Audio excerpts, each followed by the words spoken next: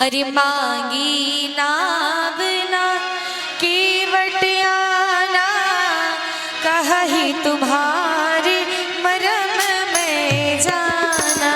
मांगी नाव ना केवट आना,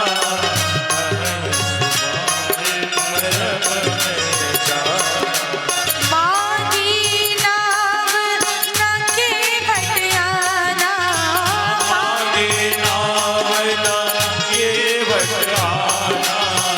कही तुम्हारे मरम में जाना।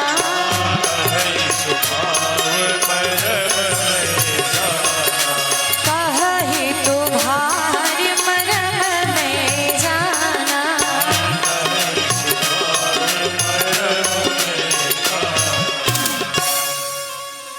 केवट से भगवान ने कहा, केवट भैया नैया लेकर के आओ, हमको पार कर दो।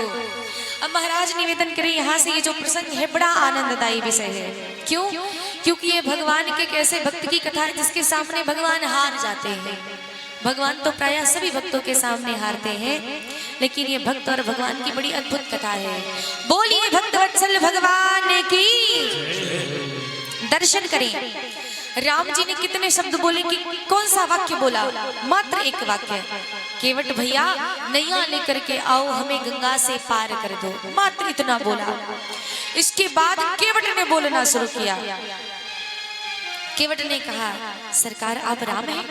राम जी ने कहा, ये छुटके वाले कौन है? हमारे छुटके भैया लक्ष्मण है। ये माता जी? बोले सीता जी है। अच्छा, तो आपको पार जाना है? राम जी ने सर हिलाया। अच्छा, तो पार तो कर देते, लेकिन हमने आपके बारे में कुछ सुना है। लक्ष्मण जी ने पूछा, क्या सुना है? केवट कहता है कि हम इनके मर्म को जानते हैं, ये कौन है, कैसे हैं, कहां से आए हैं, हम इनके सारे मर्म को जानते हैं। लक्ष्मण जी ने राम जी की ओर देखा, भैया आपके मर्म को तो ब्रह्मा विष्णु महेश कोई नहीं जान सकता, गणेश जी नहीं जान सकते, माँ शारदा नहीं जान सकती। ये कहते हैं कि आपके मर्म को जानते हैं। ये केवट, ये जो नैया चलाता है मल्लाह, कहता है कि आपके मर्म को जानता है। वास्तव में दर्शन करें, पूरे रामचरितमानस में गोस्वामी जी ने कितनी बार कहा कि राम जी के मर्म को कोई नहीं जान सकता। एक तो संतों का मत है कि राम जी के मर्म को वो भी नहीं जान पाई जिन्होंने राम जी को जन्म दिया। कैसे? मरम न जानी सके महतारी, रहे खिलावत बारी बारी। संत कहते हैं वो माँ कौशल्या जो राम जी को गोद में लेके सदैव खिलाया करती थी, बचपन से पाल पोस के बड़ा की, वो माँ कौशल्या भी इनके मर्म को नहीं जान सकती। उसी पे हमारे तुलसीदास जी कहते हैं बालकांड में ही कि पालन सुरधरनी अद्भुत करनी, मरम न जाने कोई, मरम न जाने कोई। बालकांड में भी कहा गया कि राम जी के मर्म को कोई नहीं जान सकता। इसी बालकांड में जनकपुर में जब श्री राघव सरकार जी हैं, तो वहां पर भी गोस्वामी तुलसीदास जी कहते हैं कि निज निज रुख राम ही सब देखा, को न जान यह मरम विसेखा। और इतना ही नहीं, अरण्य कांड में जब श्री लक्ष्मण जी गए वन में फल लाने, इधर श्री सीताराम जी बैठे हैं। राम जी ने सीता से कहा, तुम पावक मोह करहु निवासा, जब लगी करहु ने साचन नासा। आप अग्नि में निवास करें। मैया ने अग्नि में प्रवेश किया, अपनी प्रतिछाया को राम जी के पास छोड़ा। तुलसीदास जी अरण्य कांड में कहते हैं कि लक्ष्मण हो या मरम न जाना, जो कछु चरित रचा भगवान। और इतना ही नहीं सरकार, उत्तर कांड में आइए, राम जी अयोध्या कांड जब अयोध्या वापस आए लंका पर विजय प्राप्त करके, तो भगवान श्री रामचंद्र जी ने अपने एक रूप में से अनेक रूप पैदा किए, अनेक रूप प्रकट किए। और गोस्वामी जी कहते हैं, छन मही सब ही मिले भगवाना उमा मरम यह काहू न जाना। लक्ष्मण जी कहते हैं भैया आपके मर्म को कोई नहीं जान सका, ये केवट कहता है कि आपके मर्म को जानता है। राम जी कहते हैं जानता होगा तभी ना कह रहा है। राम जी जानते हैं केवट पिछले जन्म का कौन है। ये जो केवट है ये पिछले जन्म का एक संत है। पिछले जन्म में एक संत थे, गए भगवान का चरण छूने के लिए क्षीर सागर में। क्षीर सागर में माँ लक्ष्मी चरण दबा रही है। शेषनाग जी जो श्री लक्ष्मण जी हैं उन पर भगवान लेटे हैं। संत भगवान चरण छूने गए, माँ लक्ष्मी ने कहा इन चरणों पे केवल और केवल मेरा अधिकार है, आप नहीं छू सकते। तो संत भगवान कछुए का रूप बनाए छूने गए। शेष जी ने देख लिया, शेष जी ने माँ लक्ष्मी को इशारा किए, देखो संत भगवान फिर से कछुए का रूप बना के आए हैं। माँ लक्ष्मी ने फिर से हटा दिया, जाइए आप यहाँ से, ये चरण केवल मेरे लिए हैं, इन चरणों की सेवा केवल मैं करूंगी। संत भगवान दुखी हो गए। धरती पर मल्लाह के रूप में उन्होंने जन्म लिया। इसीलिए कहते हैं मैं आपके मर्म को जानता हूं कि आप कौन हैं, कोई जाने या ना जाने। लक्ष्मण जी राम जी की ओर देख रहे हैं, केवट राम जी की ओर देख रहा है। केवट ने कहा सरकार यदि आप पार जाने के इच्छुक हैं तो हमने आपके बारे में जो बात सुनी है उसका यदि आप समाधान कर दे तो हम पार कर देंगे। लक्ष्मण जी ने कहा क्या सुना है। केवट कहता है हमने सुना है कि इनके पैरों में जो धूल है, इनके जो पैर हैं, यदि ये पत्थर पे छू जाए तो नारी बन जाता है। राम जी से पूछा राम जी बात सही है। लक्ष्मण जी बोल पड़े हाँ तो सही है तो क्या, एक बार हो गया सो हो गया, क्या रोज रोज ऐसा हो रहा है क्या। केवट ने कहा बात सही है, रोज रोज नहीं हो रहा है।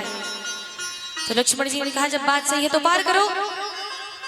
सुनो इतने सारे दुनिया में पत्थर हैं, हमारे भैया इतने पत्थर की ओर आते जाते हैं, कहां सारे पत्थर नारी बन के उड़े, एक पत्थर उड़ गया बस। केवट ने कहा बात बिल्कुल आप सही कह रहे हैं, एक पत्थर था और वो नारी बन के उड़ गया। लेकिन सरकार एक बात मैं आपको बताऊं जो आपको भी नहीं पता होगी, वो कौन सा पत्थर था जो नारी बन के उड़ा।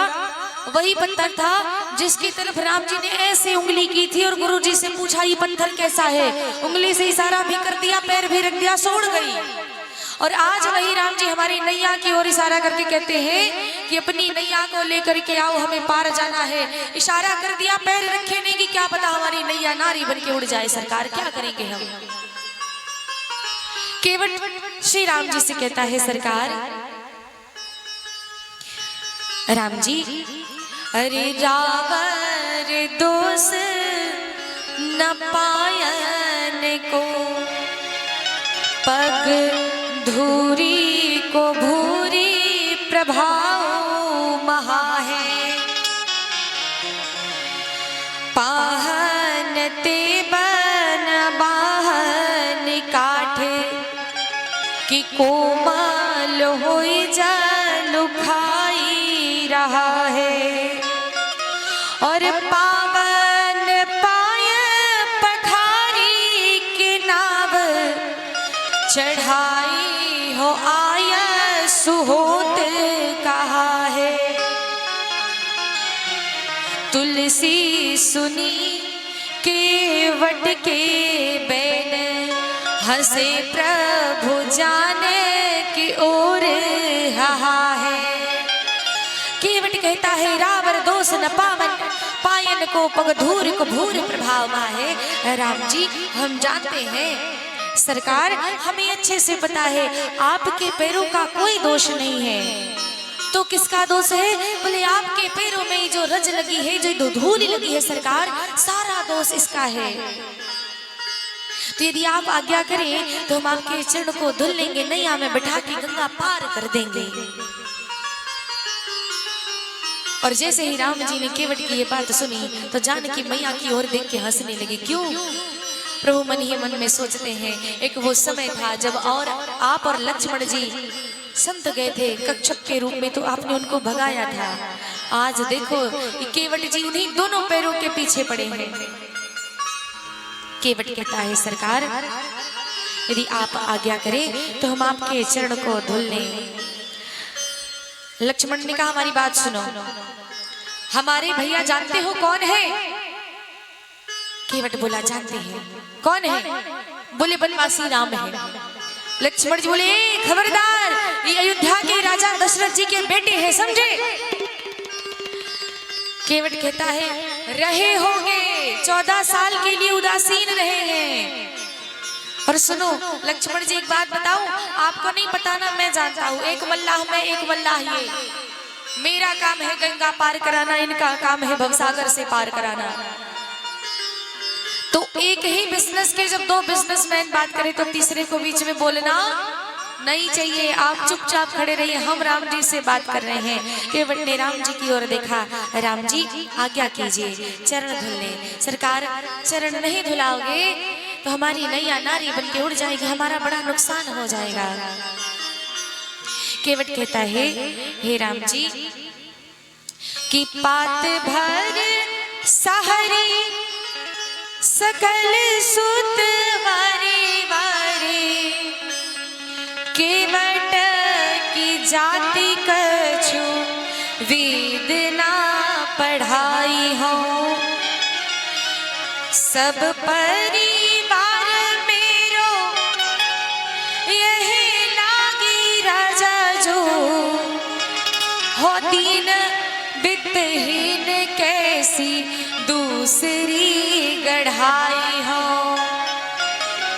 अरे गौतम की घरनी जो तरनी तरगी मेरो, मैं प्रभु सो निषाद होई के बात ना बढ़ाई हो। तुलसी के ईस राम राम रोसो साची कहो, बिना पग धोए नाथ नाव ना चढ़ाई हो। मैं बिना पैर धोए नाथ नाव ना चढ़ाई हो। केवट कहता है सरकार पात भर सहरी सकल सुत वारे वारे। राम जी हमारे छोटे छोटे लड़का हैं, 1-2 ठो नहीं 4-5 ठो लड़का है। और सरकार उन सब की जीविका इसी नैया से चलती है। अरे गौतम की तरनी, गौतम की घरनी जो तरनी तरेगी मेरो। गौतम ऋषि की पत्नी जो अहिल्या दी थी, उनके जैसे कहीं हमारी नैया नारी बन के उड़ गई सरकार। तो हम तो जात के केवट हैं, छोट छोट लड़का को खिलाना पिलाना पहनाना पड़ता है, कैसे करेंगे? कैसे हमारी जीविका चलेगी? जात का मल्लाह हूँ, ब्राह्मण तो हूँ नहीं कि वेद पढ़ा दिया, 4 जगह पूजा पाठ सुना के जीविका चलेगी, वो भी तो नहीं हो पाएगा सरकार। क्या करें? बिना चरण धोए नाथ नहीं आपे नहीं बिठा सकता हूँ। और सरकार गरीब हूँ, केवट हूँ, मल्लाह हूँ, आपसे ज्यादा बात करूंगा तो छुटके भैया को बड़ा क्रोध आता है। कहीं बाण पे तीर चढ़ाए, एक बार मार दी तो पट्टे भगवान के यहाँ पहुंच जाएंगे। सो प्रभु सो निषाद होई के बात ना बढ़ाई हो। आज्ञा करिए श्री राम जी। राम जी कुछ बोलते नहीं है, बस राम जी मुस्कुराए जा रहे हैं, मुस्कुराए जा रहे हैं। लक्ष्मण जी कहते भैया आज तक संसार में किसी का इतना दुस्साहस नहीं हुआ कि वो आपके सामने ऐसे बोल सके, आपके कहे हुए कार्य को मना कर सके। लेकिन केवट, इस केवट को देखिए मना कर रहा है, इसका इतना दुस्साहस। राम जी ने कहा भगत है। केवट लक्ष्मण जी कहते भगत है नाथ, ऐसे भी भगत होते हैं क्या? अरे भक्त तो वो होता है कि भगवान जो कहे भक्त उस आज्ञा का पालन करने के लिए प्राण भी दे दे। इस साफ ही साफ मना कर रहे हैं। भक्त तो वो होता है जो बात माने। राम जी ने लक्ष्मण जी की ओर देखा, बोले सही में? लक्ष्मण जी बोले हाँ, लेकिन सरकार देख रहा हूँ आपके जितने भगत हैं कोई आपकी बात नहीं मानता। वो देखो उधर देखो सुमंत्र जी खड़े हैं, आप उनसे कहते हो कि अयोध्या वापस जाओ वापस जाओ वापस जाओ, वो जाते नहीं है। इधर इस केवट से कहते हो भैया नैया लाओ नैया लाओ, लाता नहीं है।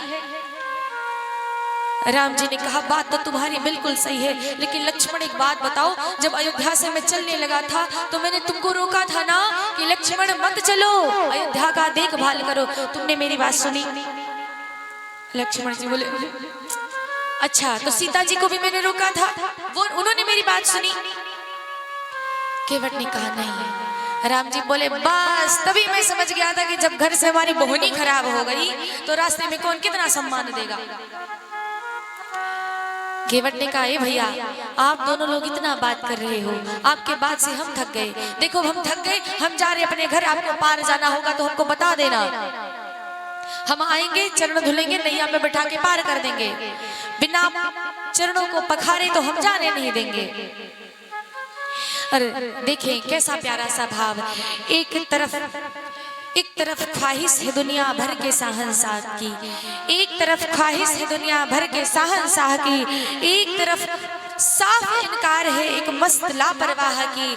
प्रेम के झगड़े में चलती है ये कोशिश नाह की, प्रेम के झगड़े में चलती है ये कोशिश नाह की। और दीन वत्सल की दया की जिद रहे मल्लाह की। देखते हैं जीत किसकी और किसकी हार हो, इन दोनों मल्लाहों में पहले किसकी नैया पार हो। केवट कहता है आपकी जिद है कि आप चरण धुलाओगे नहीं, मेरी जिद है कि मैं बिना चरण पखारे जाने नहीं दूंगा। लक्ष्मण जी को आया क्रोध। लक्ष्मण जी ने अपने तरकस से एक बाण निकाला, धनुष पे चढ़ाया, राम जी से बोला भैया मैं इसको मार दूंगा, छोड़ूंगा नहीं। केवट जोर से हंसा। केवट ने कहा छटके सरकार बड़ा गुस्सा आता है आपको? अच्छा छटके सरकार हमको मारना चाहते हैं? लक्ष्मण जी ने कहा मार दूंगा अगर मेरे भैया से एक भी शब्द बोले तो। केवट ने कहा मार दो, उसमें हमारा ही भला है। लक्ष्मण जी बोले तुम्हारा भला? अरे तुम मर जाओगे, तुम्हारा कौन सा भला होगा? केवट कहता है लक्ष्मण जी शायद आप नहीं जानते, मैं जानता हूं। क्या जानते हैं? केवट कहता है लक्ष्मण भैया सुनिए, मरूंगा हाथ से किसके कि जो रघुवर का प्यारा है। मुझे मारेगा कौन? जो राम जी का प्यारा भाई है लक्ष्मण। मरूंगा हाथ से किससे कि जो रघुवर का प्यारा है। मरूंगा किस जगह की जिस जगह गंगा की धारा है। मरूंगा सामने किसके कि जिसका दास होता हो। मरूंगा किस खता पे कि पाव करुणानिधि के धोता हो। लक्ष्मण भैया मार दो, हमारा कुछ जाने वाला नहीं है, हमारा फायदा है। लक्ष्मण जी ने पूछा क्या फायदा? केवट कहता है सुनो, लोग पता नहीं किसके किसके हाथों से मर जाते, हमारा सौभाग्य देखो, हमें कौन मारेगा? जो राम जी के प्रिय हैं लक्ष्मण जी, वो लक्ष्मण जी हमको मारेंगे। सोचो कितना बड़ा हमारा सौभाग्य है। मरूंगा हाथ से किससे कि जो रघुवर का प्यारा है। और मरूंगा किस जगह कि जिस जगह गंगा की धारा है। लोग कहते हैं कि यदि मरने लगो मुंह में कोई एक बूंद गंगा जल डाल दे तो सीधे स्वर्ग मिलता है। मेरा भाग्य देखो कि मैं उस जगह मरूंगा जहां साक्षात गंगा जी बह रही हैं। आपने बाण मारा, बाण मरते तुरंत तो मरूंगा नहीं, ऐसा करूंगा कि यहाँ से घिसते घिसते घसीटते घसीटते जाऊंगा गंगा जी के बीच। पानी पीना तो छोड़ो, उसी में डूब जाऊंगा। जब तक मरूंगा नहीं तब तक पानी पीऊंगा, तब तक गंगा जी को पीऊंगा। अरे लक्ष्मण जी मरूंगा सामने किसके कि जिसका दास होता हूँ। किसके सामने मरूंगा? उन राम जी के सामने जिनके सामने प्राण त्यागने के लिए ऋषि मुनि संत बड़ी बड़ी परेशान रहते हैं। उन राम जी के सामने मैं मेरे प्राण को त्यागूंगा। और सोचो ना लक्ष्मण जी, मरूंगा किस खता पे कि पाम करुणानिधि के धोता हूँ। लोग कहेंगे क्यों मारा गया केवट, क्यों मारा गया, क्यों मारा गया? तो सब यही ना कहेंगे कि अरे कुछ नहीं, बस भगवान का पैर धुलना चाहता था और उनके छुटके भैया लक्ष्मण को क्रोध आया, मार दिया। सोचो हमारा क्या जाएगा। केवट कहता है मरूंगा किस खता पे कि पाव करुणा निधि के धोता हूँ। और सुनो लक्ष्मण भैया, अगर इन पद कमल पे प्राण खो जाएगा केवट तो मरकर फिर अमर हो जाएगा ये केवट। अगर श्री राघव सरकार के चरणों पे मैंने ये प्राण खो दिए तो मर के भी मैं अमर हो जाऊंगा सरकार, इसलिए मारना चाहते हैं तो मार दीजिए। केवट कहता है तो फिर ऐसा अवसर मैं क्यों श्रीमान जाने दूं। करुणा निधान श्रीमान के आगे क्यों न अपनी जान जाने दूं। मार दीजिए लक्ष्मण जी। लक्ष्मण जी सोचने लगे है तो केवट पर बड़ा ज्ञानी है, तुरंत अपने तीर को तरकस में रख लिया। केवट गया, जाकर के राम जी की चारों तरफ से गोल गोल घूमने लगा। केवट ने कहा ये क्या कर रहे हो? लक्ष्मण जी ने पूछा ये क्या कर रहे हो?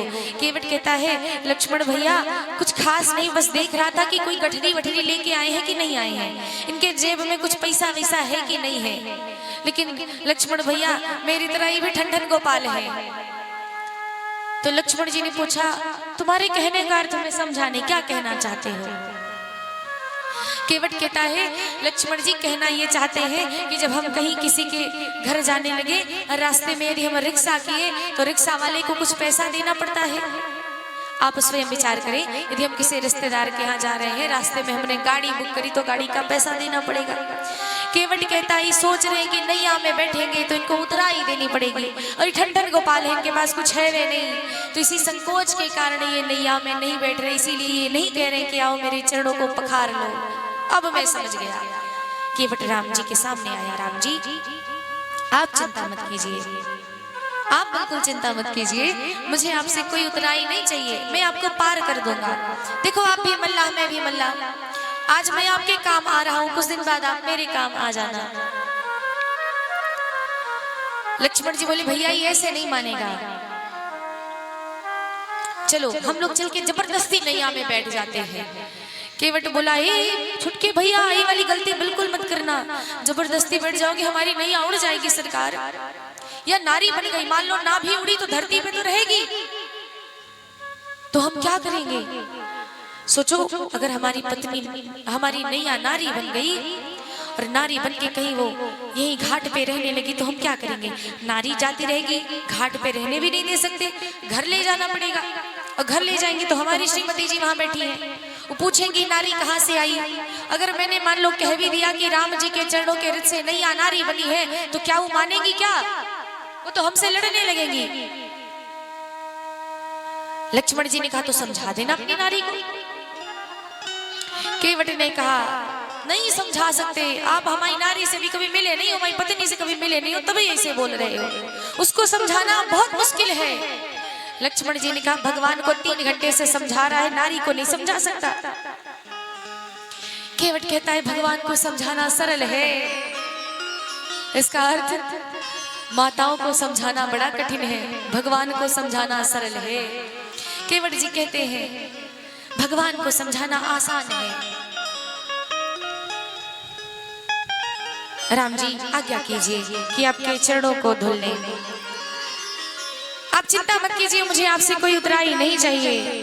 केवट कहता है सरकार आज्ञा कीजिए आज्ञा कीजिए।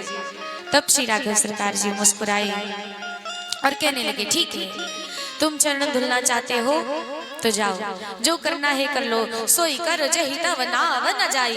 केवट ने कहा देखो भैया आप पढ़े लिखे नहीं हैं, ये सोई कर जोई कर हमारे समझ में नहीं आता, अपने मुंह से कहो कि केवट जल लेके आओ चरण पखार लो तो ही मैं चरण पखारूंगा, और अगर नहीं कहना चाहते तो हमारे पास एक रास्ता है।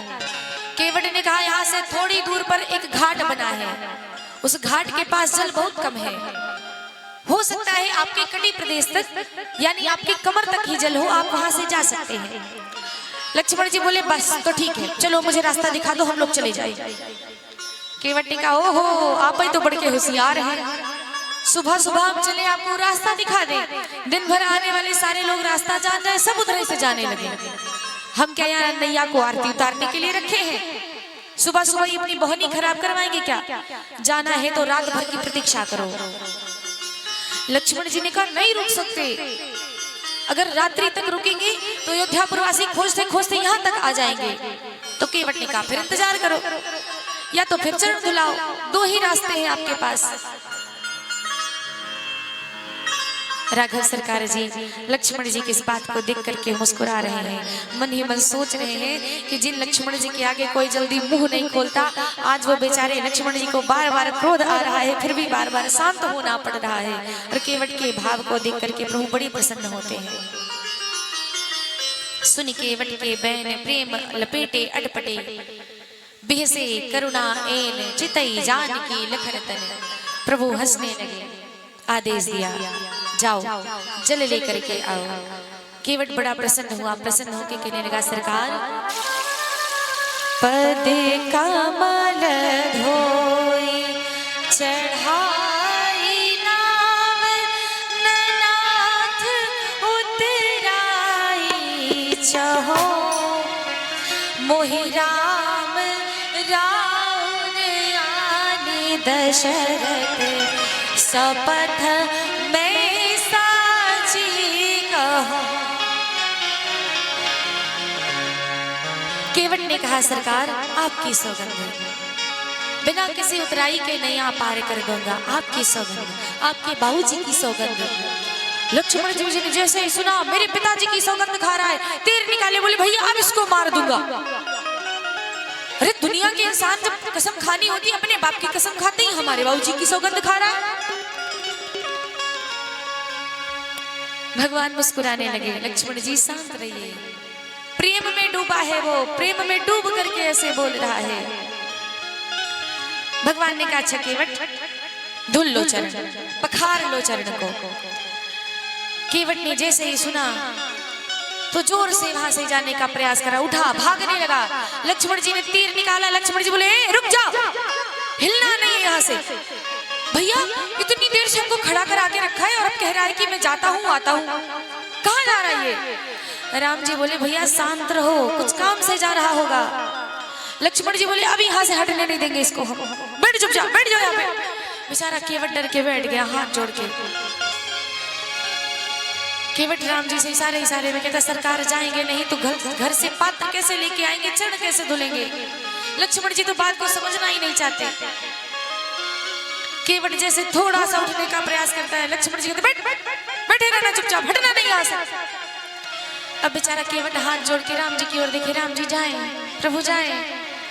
राम जी इधर लक्ष्मण जी की ओर देखे, लक्ष्मण जी बहुत टेढ़ी करके केवट की ओर देख रहे हैं, हिलना नहीं चाहिए आज यहाँ से। केवट ने फिर राम जी की ओर देखा, सरकार। लक्ष्मण जी जैसे दूसरी ओर देखे, केवट ने सरकार जाए जाए आते हैं।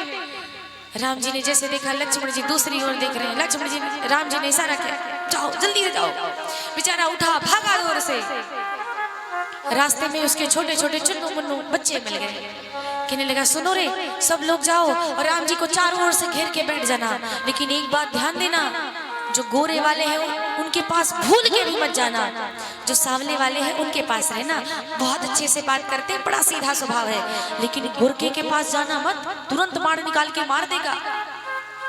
वो बेचारे छोटे छोटे बच्चे गए, एक दूसरे का हाथ पकड़ पकड़ के गोला बना के राम जी को बीच में खड़ा करके बैठ गए। लक्ष्मण जी बच्चों से पूछते बाबूजी कहाँ गए तुम्हारे? लड़का कहता हमको क्या बता, जाओ देख लो कहाँ गए। लक्ष्मण जी कहते बाप तो बाप बेटे भी वैसे हैं। लक्ष्मण जी देख रहे हैं, केवट गया घर से बाहर से आवाज लगाया अपनी पत्नी को। पत्नी आई, पत्नी से बोला सुनो एक कठौता लेके आओ, कठौता। पत्नी बोली क्या करोगे? केवट कहता है जानती नहीं हो, राम जी आए हैं, उनके चरण पखारेंगे। केवट की पत्नी बोली सठिया गए हो क्या? अरे राम जी के चरण धुलोगे? हमारे पास वैसे तो सोने चांदी के तो कोई बर्तन है नहीं, विवाह में मिली हुई एक फूल की थाली है, उसी में चरण धुल लेते हैं। केवट ने कहा बुद्धि हमारी नहीं सठियाई, बुद्धि तुम्हारी सठियाई है। अरे पागल तनिक सोच, राम जी ने उदासीन व्रत लिया है, 14 वर्ष तक वो तपस्वी का जीवन बताएंगे, और तपस्वी के जीवन में ये सोने चांदी फूल तांबा पीतल इन सब के पात्र नहीं होते हैं, ना ही उनको स्पर्श कर सकते हैं, तो हम राम जी का व्रत नहीं तोड़ सकते। दूसरी चीज सोच, विचार कर तनिक, अगर लकड़ी का कठौता रहेगा तो हम राम जी का चरण क्या ऐसे 1-2 मिनट में छोड़ देंगे क्या? 1-2 क्षण में थोड़ी ना छोड़ देंगे, कुछ देर तक तो धुलेंगे। लकड़ी रहेगा, जल को अच्छे से सूखेगा, और फिर हम क्या करेंगे? उसी लकड़ी की कठौते में रोज आटा गूंदेंगे, रोटी बनाएंगे, और हमें हमेशा प्रभु का प्रसाद मिलता रहेगा। पत्नी ने कहा ठीक है। केवट जल्दी से छोटा सा कठौता लेकर राम जी के पास पहुंचा, राम जी का चरण धुला और धुल करके पी गया। जैसे ही पिया तो अब आप दर्शन करें, छोटा सा कठौता है, इतना छोटा कि उसमें राम जी के मात्र एक ही चरण आ सकते हैं, दूसरा नहीं। एक को धुलता है, दूसरा नीचे रखता है, दूसरा फिर धुलता है तो प्रभु का दूसरा पैर नीचे रखना पड़ता है। तो मतलब एक धुले तो दूसरे में मिट्टी लग जाए, दूसरा धुले तो फिर पहले में मिट्टी लग जाए। एक बार धुला, बोला राम जी सब गड़बड़ हो गया। राम जी ने बोला क्या हुआ? प्रभु ये वाला धुले थे लेकिन आपने इसको नीचे रख दिया, इसमें तो फिर से बालू लग गई। रेत चिपक गई, धूल लग गई, अब क्या करें, फिर से धुलना पड़ेगा। और कहते हैं इस तरह से केवट ने 3 बार चरण धुले और 3 बार जल पिया। किसी ने प्रश्न किया कि केवट ने 3 बार जल क्यों पिया? तो संत समाज कहते हैं कि संसार में 3 प्रकार के ताप होते हैं, दैहिक, दैविक, भौतिक। तीनों प्रकार के ताप को नष्ट करने के लिए केवट ने 3 बार जल पिया। 3 बार पिया, चौथी बार धुलने ही जा रहा था कि लक्ष्मण जी जोर से चिल्लाए, भैया ये कब से क्या कर रहा है, ये चरण ही धुलता रहेगा दिन भर। केवट ने लक्ष्मण जी की ओर देखा, भैया आपको जाने की ज्यादा जल्दी है। केवट ने कहा जल्दी नहीं होती तो तुम्हारे पास खड़े होते, देखो ज्यादा जल्दी है तो आप चले जाओ, लेकिन अब इनके चरण हम पकड़ लिए हैं तो हम बेईमानी नहीं कर सकते ना किसी के साथ। लक्ष्मण जी ने पूछा कैसी बेईमानी? बोला हम जल पिए, हमारे साथ 7 फेरे लेकर के हमारी धर्म पत्नी, क्या वो जल नहीं पिएगी? हमारे छोटे छोटे बच्चे हैं, ये जल नहीं पिएंगे? अभी तो चरण और धुलना है। केवट ने चौथी बार राम जी का चरण धुला, 5वीं बार जल लेके फिर आ गया। 5वीं बार जल लेकर के आया। लक्ष्मण जी ने पूछा आप कौन बचा है? केवट बोला आप तो नैया में बैठोगे, तीनों जन नैया से पार हो जाओगे, गंगा पार हो जाओगे, हमको फिर से लौट के इसी गांव में आना है। हमने चरणामृत पी लिया, हमारे घर वालों ने पी लिया, गांव वालों को अगर नहीं पिलाया तो हमको लाठी से मार मार किसी गंगा जी में फेंक देंगे, इसलिए इनको भी चरणामृत पान कराना पड़ेगा। केवट ने 5वीं बार चरण धुला और चरण धुल करके फिर ग्रामवासियों को सबको चरणामृत पान करवाया। कठौता पीछे से हाथ में लेकर के राम जी की ओर देख रहा है, खड़ा है। राम जी मुस्कुराए, अभी कोई और बचा है क्या? केवट बोला हाँ बच्चे तो है, लेकिन छुटके भैया आपकी पक्का मार देंगे, अब हिम्मत नहीं हमारे अंदर जाने की। लक्ष्मण जी ने सुना तो लक्ष्मण जी पूछने लगे अब कौन बचा है? हमको तो कोई यहाँ दिखाई नहीं दे रहा है। केवट ने डरते डरते कहा छुटके सरकार पढ़े लिखे हो? लक्ष्मण जी ने कहा हाँ। तो पढ़े लिखे हो तो एक बात बताओ हमको कि जो पहले आते हैं पहले वो पार जाते हैं कि जो बाद में आते हैं वो पहले पार जाते हैं? पहले पार कौन जाता है? केवट ने कहा, लक्ष्मण जी ने कहा सीधी सी बात है, जो पहले आए वो पहले पार जाएंगे, जो बाद में आए वो बाद में पार जाएंगे। लेकिन हमें यहाँ कोई पार जाने वाला दिखाई तो नहीं दे रहा है, तुम किसके पार जाने की बात कर रहे हो? राम जी ने कहा केवट मुझे तो कोई नहीं दिख रहा है। केवट ने कहा अगर आपको दिखते तो पार ना हो गए होते। राम जी ने पूछा कौन? हमारे पूर्वज, आज तक कभी हमने उनको एक लोटा जल नहीं दिया सरकार, और यदि आपकी दृष्टि पड़ी हुई होती तो अब तक तो वो पार हो गए होते। सरकार एक बार आज्ञा दीजिए, एक बार और चरण पखारूंगा। राम जी ने लक्ष्मण जी की ओर देखा, इशारा किया एक बार मेरी तरफ से इसको जाने दो। केवट गया, चरण धुला, अपने पूर्वजों का तर्पण किया और प्रसन्न होकर के राम जी को प्रणाम किया। अब खुश हो गया। अच्छा ये केवट इतनी अटपटी बातें राघव सरकार से क्यों कर रहा था? जब से श्री राम जी जन्म लिए हैं तब से सदैव उनके साथ किसी ना किसी बड़े का साथ रहा है। अर्थात जब जन्म लिए हैं तब से माता पिता का साथ रहा, गुरुकुल गए गुरु वशिष्ठ जी का साथ रहा, आगे चले तो विश्वामित्र जी का साथ रहा, जनकपुर में रहे तो वहां जनक जी और बहुत लोगों का साथ रहा। लेकिन अब जब श्री राघव सरकार जी वन की ओर प्रस्थान किए हैं तो श्रृंगवेरपुर तक तो उनका साथ सुमंत्र जी के साथ था, जो कि मंत्री हैं। राघव सरकार सुमंत जी का सम्मान अपने पिता के बराबर करते हैं, तो अभी तक तो साथ था। लेकिन जैसे ही सुमंत जी के रथ से श्री राघव सरकार जी उतर के गंगा तट पर आए हैं पार जाने के लिए, तो आज श्री राघव सरकार बहुत रोए हैं। इस बात को लेकर के दुखी हैं कि सदैव बड़ों का साथ मिला, आज किसी का साथ नहीं है, किसी बड़े का साथ नहीं है। राम जी को रोते देख करके केवट ने मन ही मन में संकल्प किया कि हमारे राघव सरकार के नेत्रों से अश्रु की धारा बह रही है, अगर मैं भगत बन के गया और सीधे सीधे मैंने जाके कहा कि आइए नैया में बैठिए हम आपको पार कर देते हैं, तो ऐसे दुखी दुखी ही यहाँ से चले जाएंगे। नाथ हमारे द्वार पे आए हैं तो इनके नेत्र की अश्रु की धाराओं को मैं अपने अटपटे वचनों से सोख लूंगा, इनके होठों पे मुस्कान लाऊंगा, फिर यहाँ से इनको विदा करूंगा। केवट ने इतने सुंदर भाव लिए, राघव सरकार जी को नैया में बिठाया राम जी नैया में बैठे, आगे पहले जानकी जी बैठी, फिर श्री राम जी और लक्ष्मण जी नैया पर सवार हुए।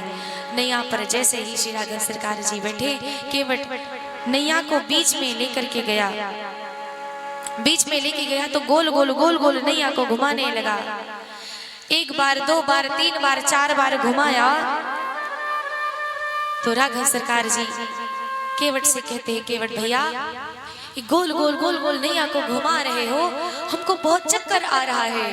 केवट ने मुस्कुराते हुए कहा, सरकार हमने नैया को एक दो बार गोल गोल क्या घुमा दिया तो आपको चक्कर आने लगा, और आप जब हम सबको 84 लाख योनियों में गोल गोल घुमाते हो तो कहा हमको चक्कर नहीं आता सरकार। राम जी ने पूछा अब क्या चाहते हो? केवट ने कहा ज्यादा कुछ नहीं, अब बस यही चाहते हैं कि हमारे पूर्वज तो मुक्त हो गए, अब हमारे आने वाले जो वंशज हैं आपकी कृपा से वे कभी भी 84 लाख योनियों में जाने नहीं चाहिए, उन्हें सदैव आपकी प्राप्ति हो, बस यही चाहिए। राम जी ने कहा भैया सब कुछ दे दिया, अब नैया को आगे चलाओ। केवट नैया को आगे चलाया। आज गंगा मैया बड़ी प्रसन्न है।